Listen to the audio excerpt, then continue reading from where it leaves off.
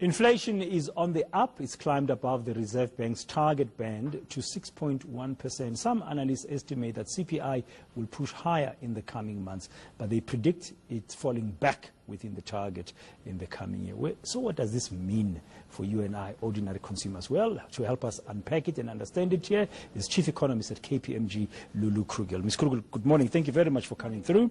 It's always a pleasure to have you on Morning News today. Yeah, it's gone up above the target. Yes. What were the main factors driving it upwards? So it was mostly food, staple foods in particular, that climbed by about 16%. So ordinary South Africans are definitely feeling it in their pockets. The overall food basket also increased by just over 11%. Food's still the main driver, and the drought still one of the main factors causing the increase. Fuel didn't play much of a role this time around. Thank goodness, with a small drop that we've seen in September, that actually helped a little bit, but unfortunately we think that will turn around next month. Now, what must happen to bring it below the 6%?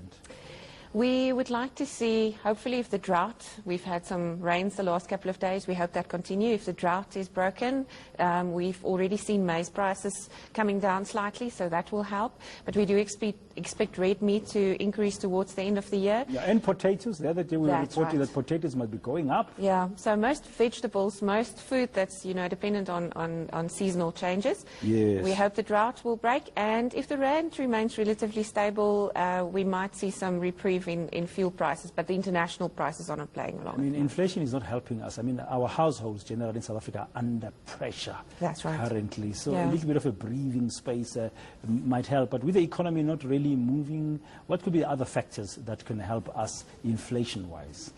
So if we can produce some more goods locally, but that's a longer-term play, because we're pretty dependent on what's happening with the rand and imports.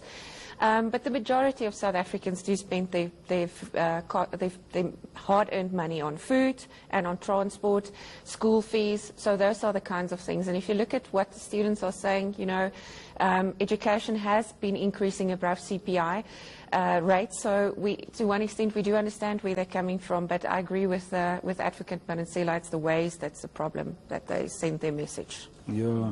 Well, we are in tough times. Now, economic-wise, away from the consumer inflation going back up thanks to the food prices, what's the outlook? I mean, when you take a look forward, we are not far from December.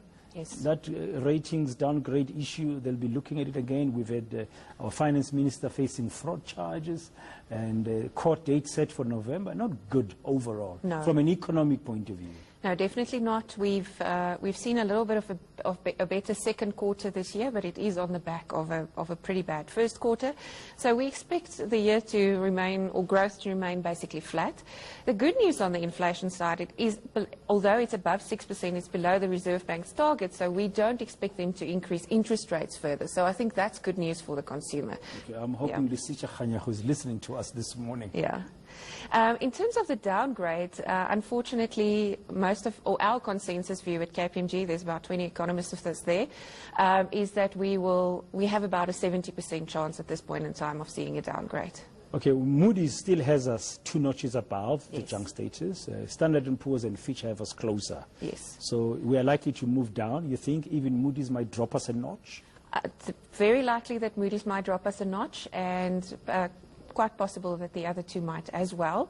The main message at this point in time is where growth will be going, and that's why we're really looking forward to the mini-budget next week to see what the Minister of Finance says. I was about to say, shouldn't we wait until we hear what Pravin is going to put on the table? Hopefully the state will not be spending more than it has currently, and we might get some good news about their revenue generation. That's right.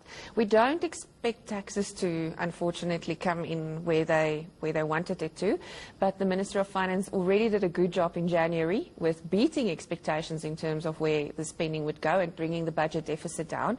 That's definitely fantastic news, and the rating agencies did say to us, we actually like that very much, but what they want to see at this point in time is some signs of growth and a longer-term view of where the growth in the economy will come from. It's going to cut the spending in the medium term, because people are going to be looking at that on the back of the Fees Must Fall campaign.